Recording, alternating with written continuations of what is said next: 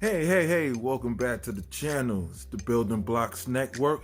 Hey, we're starting a new series, okay? This is called You Got a Minute. Now, these are going to be still on the more serious topics, but a little more lighthearted.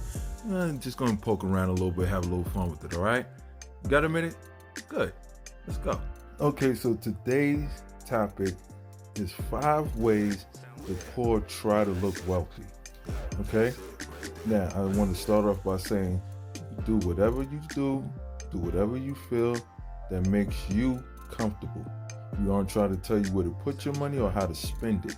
Just pointing out some things that may be holding you back from getting to the next level. All right? So, first, luxury cars. Now, usually a luxury item is a sense of exclusivity, and cars are no exception. And poor people love to buy cars they cannot afford. Wealthy people, right? Now, wealthy people, they don't drive cars that cost more than where they reside. You will never see a person that has money with a car that costs more than their house. Now, people often think that their cars are as an extension of them, a trophy per se, something to acknowledge the work, the effort, and the class that you're in. But if you're spending your hard-earned equity on a car that costs upwards of $40,000 and you're paying rent, then that's not making a smart financial decision. Okay? Let's say that again. You live in the projects and you have a Porsche in the parking lot. You are hustling backwards. Now, wealthy people, they look for comfort and reliability, and luxury matches their lifestyle. Again, when you see a wealthy person, they usually own a home somewhere off in the suburbs, and if they got a nice car outside, they got a nice car. But if the car, guaranteed, doesn't cost more than their house. Now, if your car costs the same amount as your rent monthly, what are you doing? So next, I don't know what's going on with this. This one has been a trend lately. I'm almost at a loss for words. Fake jewelry. I have no idea. You have to be something special to wake up, especially as a man. Let's just say men, because women wear costume jewelry. We're not going to go into that. Men, if you can wake up every day, brush your teeth and all that, look in the mirror, and put on a chain with a piece that you know isn't real and act like it's real, is some kind of special quality. Now, I always felt there was something special to call yourself a real person and wearing fake gold or diamonds. Look, if you can't afford it right now, just don't buy it. Catch an infection from a rash that you'll get on your neck from wearing gold-plated chains. You don't look like you have gangrene. There's no reason for that. These pieces aren't from Miami. They may say Miami Cuban. These ain't from goddamn Miami. Y'all grabbing these sets of Cuban links with bracelets for like $140. You see it? I'm on to you. Now, I'm not gonna run around with the diamond tester, so y'all dudes are cool for now. There's so many people out there that's doing that, be careful. But here's the way that you know that these jewels are fugazi, right?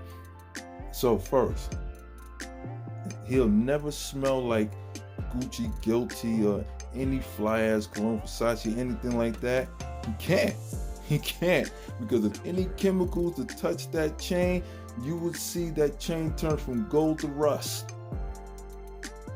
instantly. So he might get in the ocean. He might go to the beach with it. But he may not get in the pool with it. You know what I'm saying? And also, and if I could pick out the Lucky Charms colors in your diamonds, then guess what? You already know. Those aren't diamonds. Okay?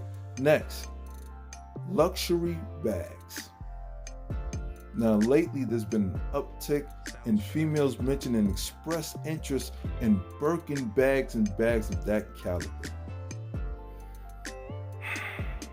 If you're in Section 8 housing or you're in low-income housing, why in the hell do you need a bag that costs more than where you live for the next 10 years? A Birkin bag is about 40 to 50 bands. You probably pay, we're not talking about what your rent is in total because you don't pay that. So we're talking about your portion. You pay probably $250 max. So it would take you 4 months to even hit $1,000.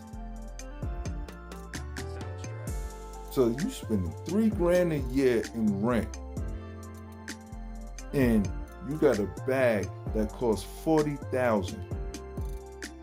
Now females, they do this to stun on other females to show that they're doing better. But are you really? Because from in that bag, you should be able to put out at least 20 bands at any given time. 20 bands disposable. Any given time. Oh, I forgot. Now going to the club. But you're the same one in the line at 9 for the free entry and 2 free drinks before midnight. Right. The women that you see that afford these bags, and I'm not talking about on Instagram, no social media, no, I'm not talking about that. They can afford those bags, and their husbands are usually carrying some kind of wealth, or them themselves are carrying some kind of wealth. And if you see them in the club, you'll see them with their own sections.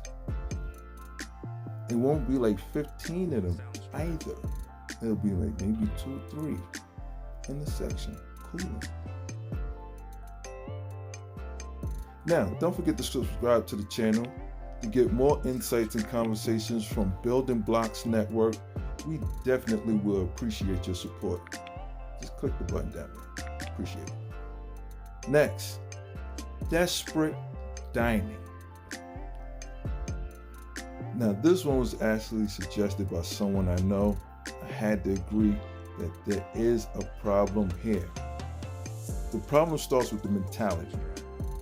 If you're used to 2-star dining, meaning a diner, the hood spots, it's the norm to leave a small tip. So with them, some tips like $3, $5, $7. But when you transition into finer dining, meaning a 4-star restaurant, I'm not even going to touch on a 5-star restaurant, because being that most people can't even afford a 5-star restaurant. And I'm not trying to downplay, but I'll give you an example.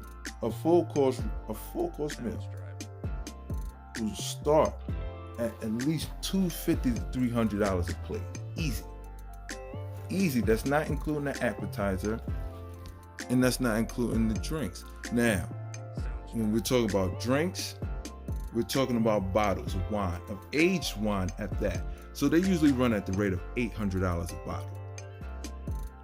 Now, his name is a sommelier. The person that handles the wine is called the sommelier. He gets a tip. I didn't even start from the beginning. So when you go to a 5-star restaurant, the valet, when you pull up, he gets a tip. The host that takes you to the table, he gets a tip. The sommelier, he just handles the wine. That's it. He doesn't take any food or anything from you, doesn't remove the place on the table or anything. He just pours the wine, serves the wine, gets the best bottle for you. He gets a tip. Then you have your waiter who serves you the food. They get a tip.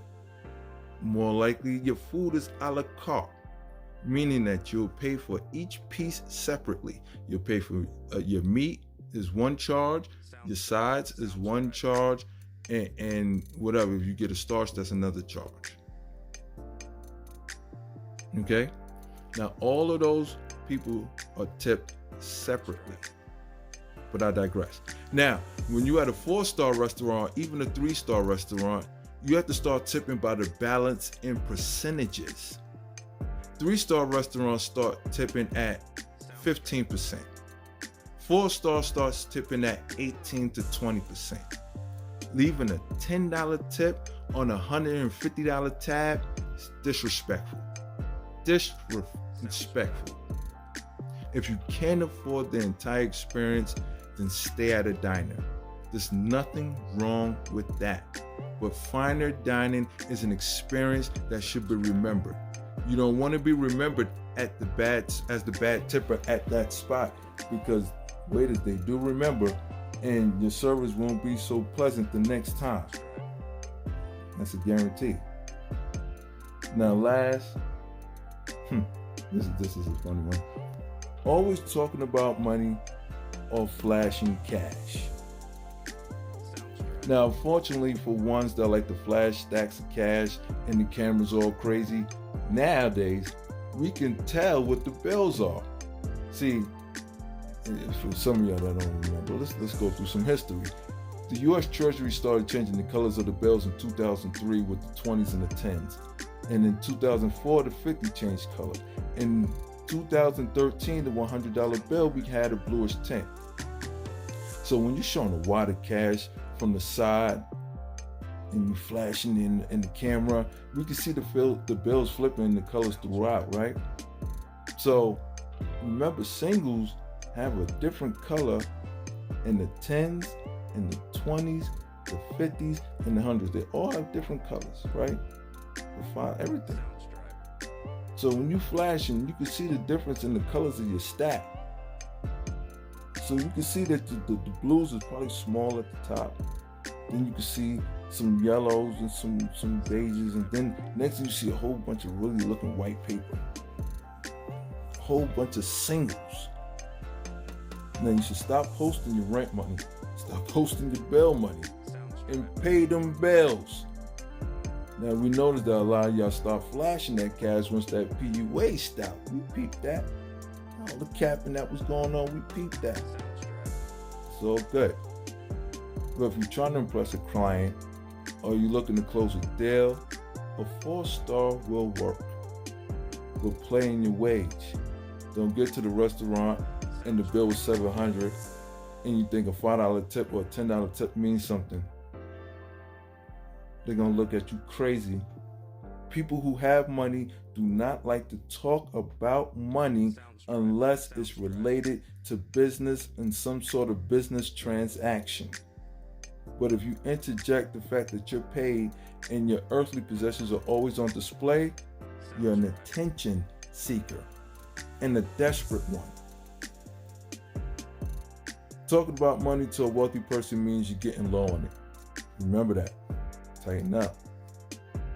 Those are just 5 things I just wanted to go over. How the poor exhibit these same traits to look wealthy, but to the wealthy, you really look poor. Keep this in mind. It's easier to spot a poor person looking rich than it is for a rich person to look poor. Peace.